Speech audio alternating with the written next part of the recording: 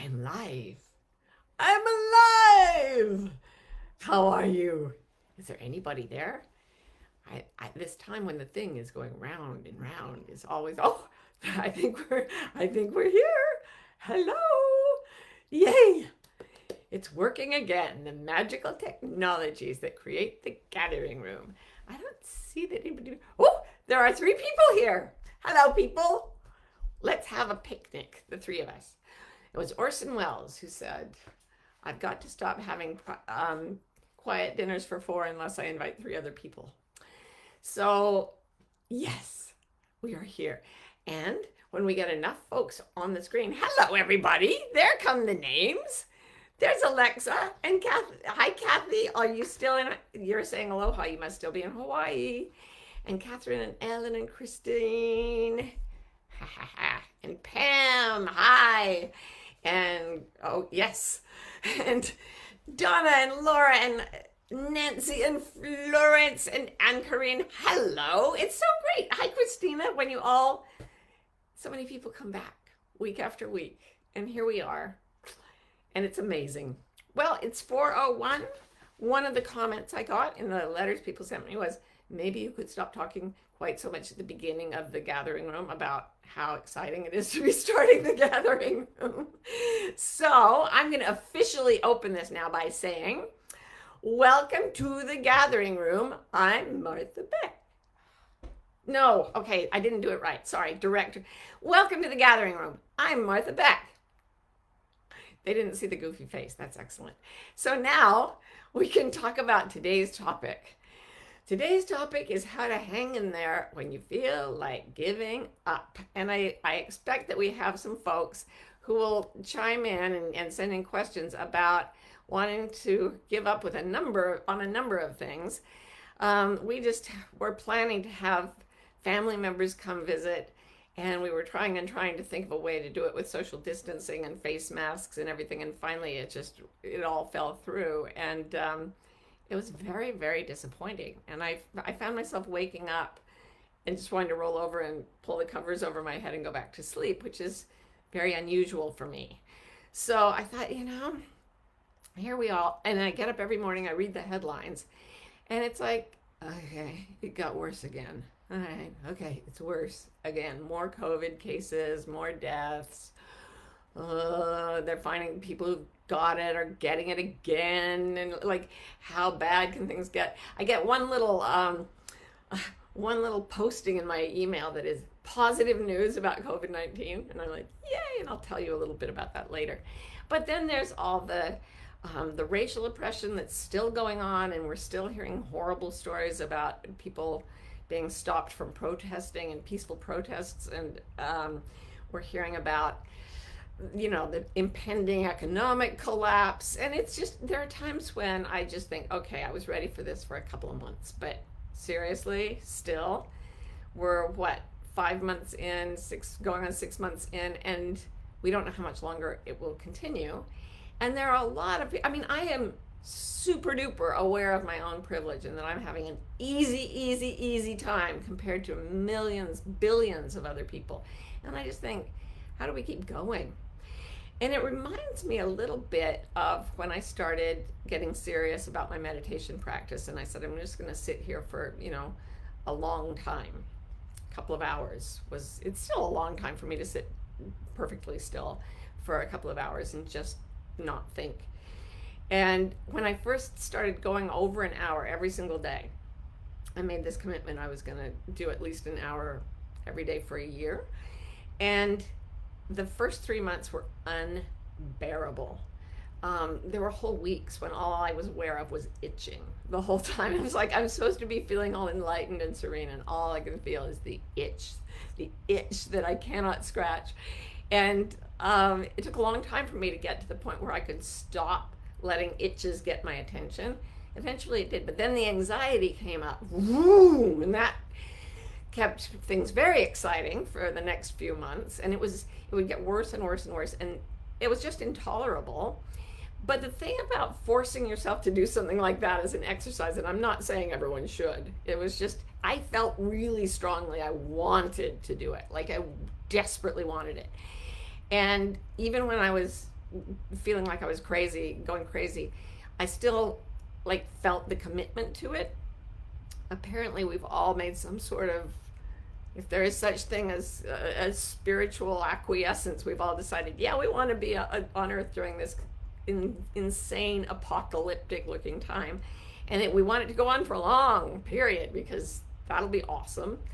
So that's with my meditation. Here are the things that I noticed. I noticed how to keep going when you can't keep going, but you can't stop.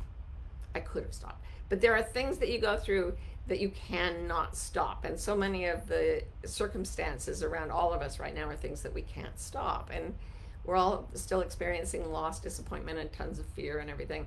It's a great time to practice hanging in. Now, the very first thing that started to allow me to be calm inside that set of circumstances is that I noticed that everything in nature pulses. Everything moves in and out.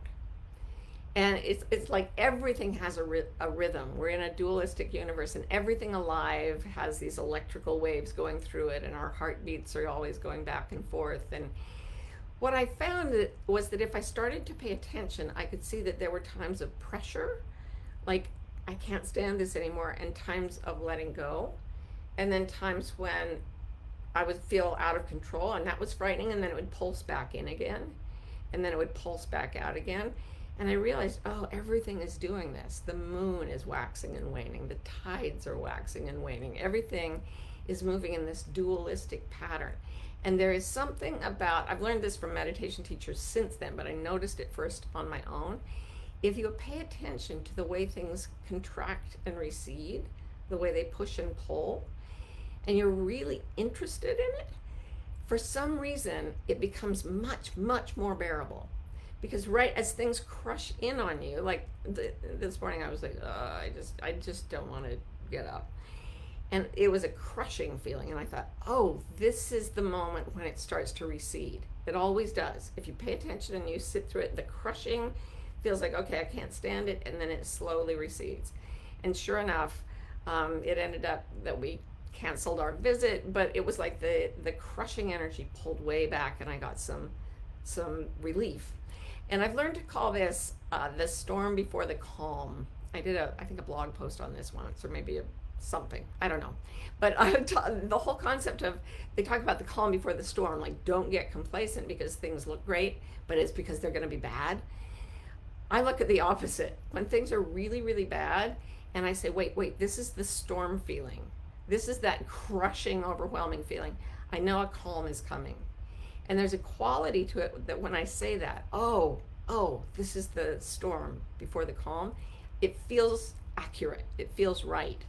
And even though the storm is still pushing in on me, knowing that it's almost over is really, really, really helpful. I mean, I talk all the time about being present, and staying in the present moment is what enables us to get through it. And that's really true. I recently underwent a fairly painful, unimportant procedure, but when I was in slight pain, when I just focused on now, the pain was never now. It was always just about to happen, or it had just happened. And it was a really interesting thing to work with physical pain that way. But actually, when I'm in the crushed feeling and I say, this is the storm before the calm, part of me is just going a little bit forward and saying, it's getting better. It's going to be okay. Okay. So noticing the push and pull of the anxiety. It may feel like there's just been this long stretch of bad news and lockdown and job loss and all the rest of it, and racial oppression that's gone on for centuries, not just months. And it may just be too much in this moment. But if you watch it go in and out, and you can remember it having gotten less and worse, it's almost like the whole cosmos is constantly trying to move us forward with a kind of peristalsis that just pushes us through life. So once you've got that feeling and you know, oh, this is a crushing day, but there will be a day of receding, and then there will be a sense of loss of control, and that will frighten me, and then I'll feel things pushing back in. Then there are things you can do in each phase of the pushing and the pulling. So when things are crushing in on you, what you do is you let go of control of the situation. So like today I could feel, I was very anxious about our family visit. I felt like something would go wrong. I just was jittery. And I knew that I was trying to control the situation. I was trying to think of all these measures to keep everybody safe and everything. That feeling of desperately wanting control means that I'm trying to attach to the situation, and attachment is the source of suffering. So what I did was I just caved. I just let go of all control of the situation. I talked to all my dear ones, and we all said, you know what, that wasn't such a great idea, and we let go. And it was disappointing, and I was like, ugh. But immediately the crushing sensation stopped, and the circumstance didn't feel as onerous because I'd stopped trying to control it. So then, when things start to recede and they pull outward, what happens is something like, okay, you thought you'd have your job back after a few months, but now it's looking like, they aren't going to go back.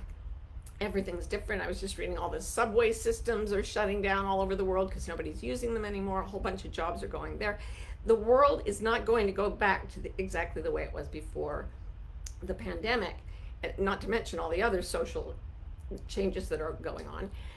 So when things seem to be falling away from you and you want to grasp them, that's the time when you let go of yourself.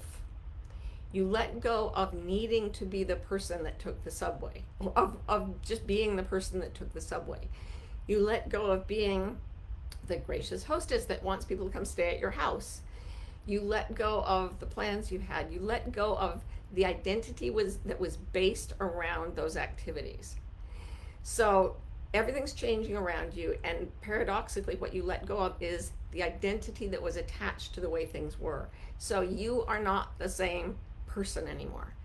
So they say no one can ever step in the same river twice because the water's always moving. So the circumstance cannot be controlled. But I've also heard people say you can't step into a river twice as the same person because you are also in a constant state of flowing and going forward. So I wanted to just put it to you, look back, try this little experiment. If you text your friends or family, for example, or if you email, go back on email threads or text threads that have been going on for a long time with your best friends, with your family, whoever you connect with the most. Go back and read them as they get further back in time, and read the ones that you wrote just before the pandemic started, or just before the Black Lives Matter movement really picked up and got full steam. You'll see a different person. I sure do. I see a completely different person 5 months ago, 3 months ago, even a week ago. I'm changing all the time, and I'm changing faster because of these incredible pressures that are on us. So I need to let go of the person I was, and that's a form of death. You actually have to let yourself die and die and die, and then be reborn as the next person.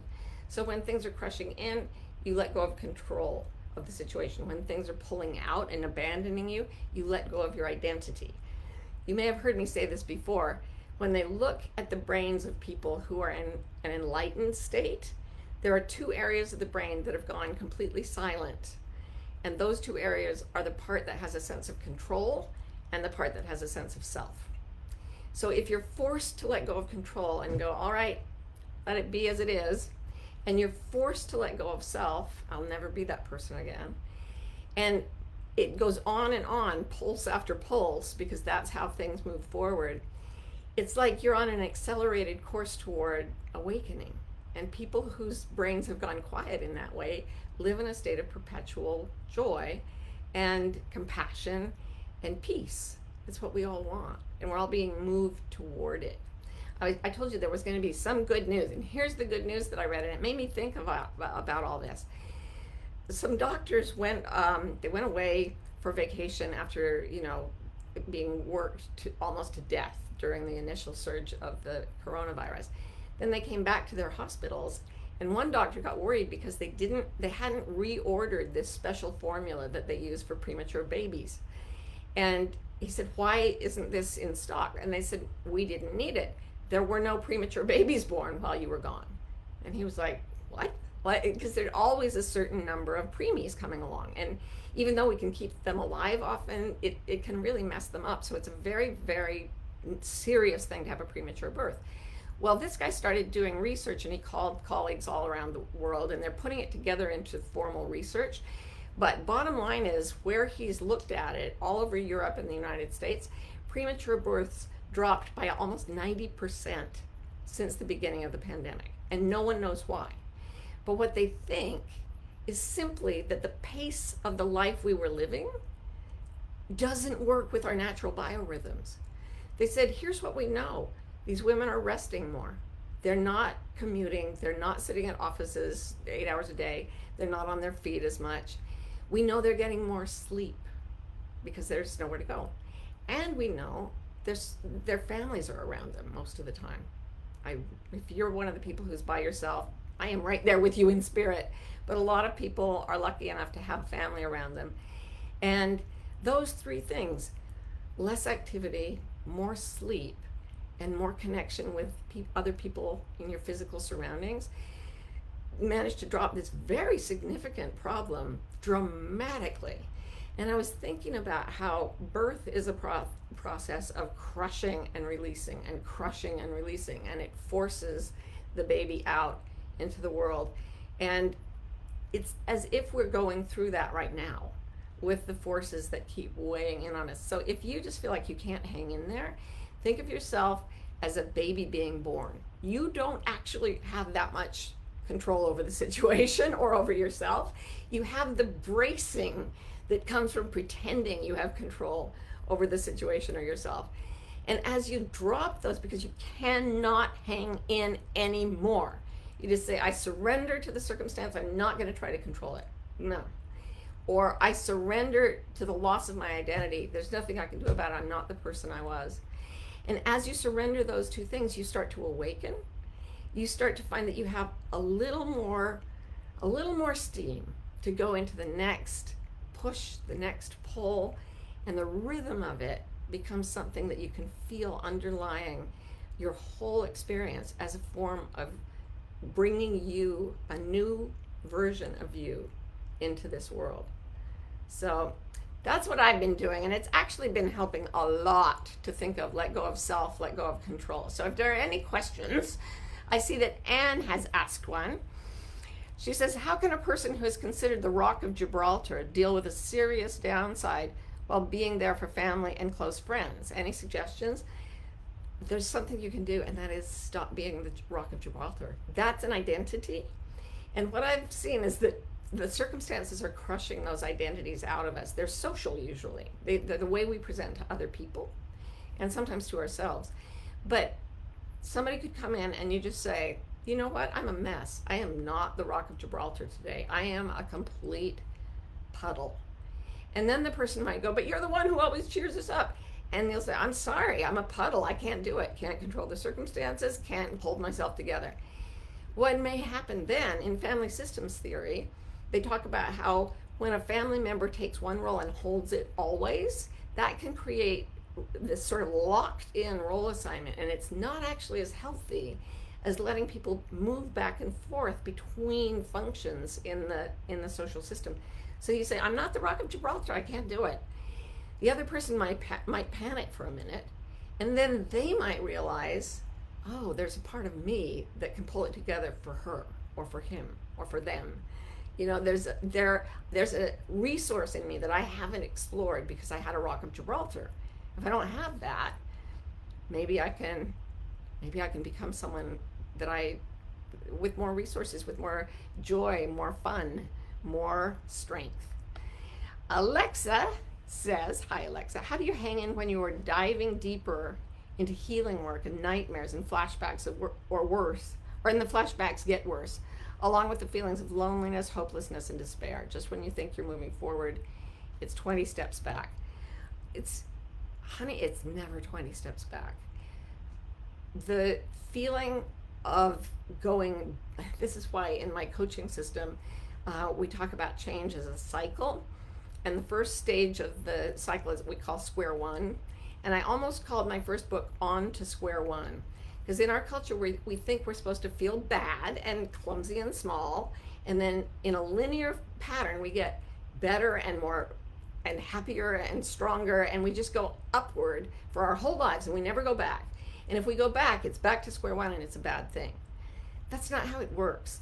Every time you go into a new phase of grieving, into a new phase of post-traumatic stress recovery, you're actually moving forward by learning to cope with the suffering. So again, watch it closely. It is not just back to square one, one step forward, 20 steps back. It's a pushing and a relaxing, a pushing and a relaxing. And those crushing forces are intense. They are breaking you. So when you're in that state of being really crushed, you let go of control of the situation, and you do what it takes to get through. You have your phone list of people you call. You have your little stack of books that can keep you sane while you're going through. I went through that for years. You have the songs that you can play to get you through. You have practices like meditation or walking outside or whatever it is. And you realize you are not going back. You're always going forward. It's just that the push of it can be very, very intense. But you're always moving forward. Donna says, I do see a different person. How do you help others see you're a different person? I noticed that those I live, sorry, I'm having a trouble reading this. Oh, there we go. That those I have infrequent contact with are still seeing the me before the Black Lives Matter and the pandemic, and I'm so not the same. You can just say, I'm not the same, or you can realize, oh, they're part of a circumstance that is part of the crushing force, and you can just sit there and go, I'm going to let go of trying to control them. They can see me as the same person. Just one thing I like to say to people, and I said this, and I've said this repeatedly, and I'll say it again, specifically about the Black Lives Matter movement. Like, I am going to change the way I am in the world, the way I am in my business. It's not as fast as I want it to be. Some things in my business take a long time to reconfigure, but watch. And then they'll say, well, we don't see anything yet. And I say, watch. And within a few years, because I really commit to stuff, and I try to live in my integrity, and I really do change. So if people think you haven't changed, just relax, stop trying to control them. And if you want to say anything to them, just say, watch. I'm not the same, watch. Okay, Lynette says, it makes me wonder what other positive things are resulting from this. We only see the bad news. Yeah, I mean, I really think, I said this last week, that I've been waiting for a transformation of consciousness my whole life. And I know that it can't just be my consciousness that transforms if we're going to save ourselves as a species on the planet. It has to be a lot of humans. And the disruption of the self is what is necessary for the creation of something new.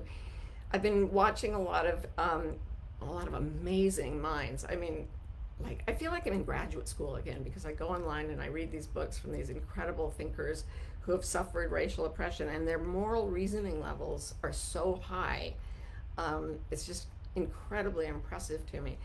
And as I absorb that, and I see other people, other white privileged people finally focusing on it, finally absorbing it, it's like, my God, if a pandemic hadn't disrupted this, if there hadn't been so much political weirdness in our culture, if we weren't really disrupted, I don't know if I would have cracked open as far as I have to be able to intake the really high level thinking and wisdom of people who've been through things that I've never been through. So I think there are massive positive things coming out of all these transformations. And that's why I compare it to birth. Like, the whole world is going to have this sort of birth experience of pushing, the contraction that pushes you into the new form, and then the relaxation that allows the system as it is to just take a breath and then crush forward again. Violent, not pleasant emotionally, but all of it could be positive in retrospect. I think it all will be. Okay, Anne-Marie says, I love the idea of becoming a new version of myself. How do I let go of expectations and hopes for the person I want to be so that I can just let it happen? Yeah, if you try to force yourself to let go of a hope or an expectation, what will happen is that it will push back. Your hopes and expectations are there because they want to live. So if you say, okay, I'm going to let you go so I won't suffer from the loss of you, they hang on tighter. So what you do is you allow your hopes and your expectations. You allow them to be what they are. And then when they aren't fulfilled, when some of them aren't fulfilled, you let go of the person who thought they would happen. And it hurts. It's called the grieving process. Every loss puts us into grieving. First denial, then bargaining, then sadness, then anger, then acceptance. I went through that whole thing with this little incident with a family visit. The denial and bargaining went on for a long time. And that's okay. The hopes and expectations went on for a long time. And then when I finally let go, it was into the grieving cycle, into the sadness, into the anger that we couldn't have what we wanted, and onto acceptance. And that once you've accepted that you can handle that you can handle the grieving process, and that it always moves you forward and heals you, we can't actually speed up that process, but we can stop it by bracing against it. We stop in the middle of it, and then we're like a birth that's stuck halfway through, where mom and baby don't do so well. But if we can realize, okay, this is how it feels, this grieving, then when you get a hope and expectation, you go, okay, I may have to grieve the loss of this, but I'm going to enjoy it right now. I'm going to enjoy the hope and enjoy the expectation. And then if it doesn't come true, I'll grieve, and then I'll be able to enjoy things more than ever on the other side. That's the thing. Completing the grieving cycle makes us more able to be joyful on the other side. So there's a net gain. There's always a net gain. Jules says, reminds me of Breaking Bad, where Walter White says, I am the storm. Oh, but this is so good. Jules says, I am the calm. She says, holy wow, and I could not agree more. I mean, that is a mic drop moment, Jules. I am the calm. I wrote that in my novel, Diana Herself, the guy who's supposed to be who's the villain. There's a place where she runs into a dark cave to get away from him, and he screams into the cave. You think his name is Roy Richards because it means King of Dicks. And that's not a swear word, it's just a name. But he screams into the dark. You think Roy Richards is afraid of the dark? I am the dark. But I never thought of I am the calm. I am the light. I am the change I want to see in the world. Wow, that right there, Jules, gives me more motivation to let go of self and let go of control of circumstance than anything that I've ever seen. I'm going to put it on my wall. I am the calm. Beautiful. So Deb says, how do you stop the roller coaster? Storm, calm, I want more calm. Well, you signed up for the wrong planet, my dear. The dualistic universe never stops pulsing. I'll tell you when a heart finally comes to rest, when it's dead. As long as spirit animates matter, there's a contraction and a release, and it's in everything. It's in your thought process, it's in every physiological process, it's in pain, it's in pandemics, it's in everything. So learning to love roller coasters is kind of your only option. And the way to do that is, when it's going down, let go of self. And when it's going up and the fear is mounting, let go of control. And you'll find yourself not just being okay in it, but actually awakening. Remember what I said about the brain state of an enlightened person is somebody who's been through it so many times that they've let go of those things permanently. And it becomes a brain state, and they live in bliss.